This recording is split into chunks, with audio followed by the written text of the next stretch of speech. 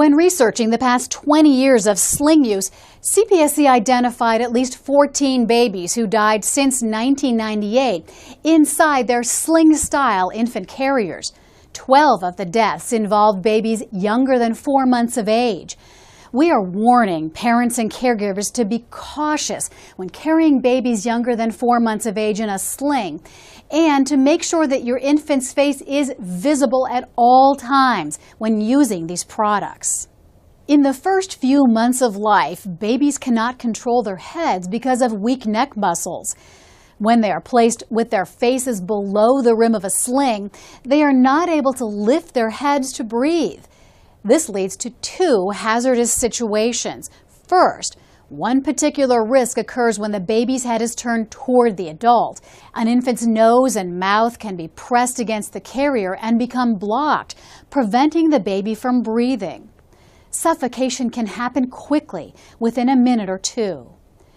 Second, when a baby lies in a sling, the fabric can push the baby's head forward to its chest. Infants cannot lift their heads and free themselves to breathe. This curled chin-to-chest position can partially restrict a baby's airways, causing a baby to lose consciousness.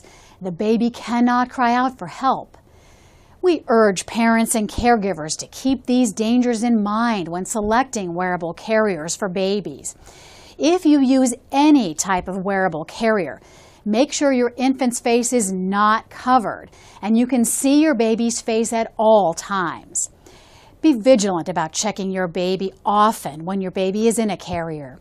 To check breathing, some sling manufacturers tell you to make sure you can fit 2 fingers vertically under the baby's chin.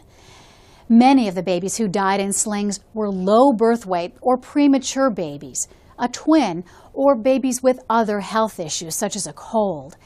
We urge parents of those children to use extra caution and talk with pediatricians about using slings.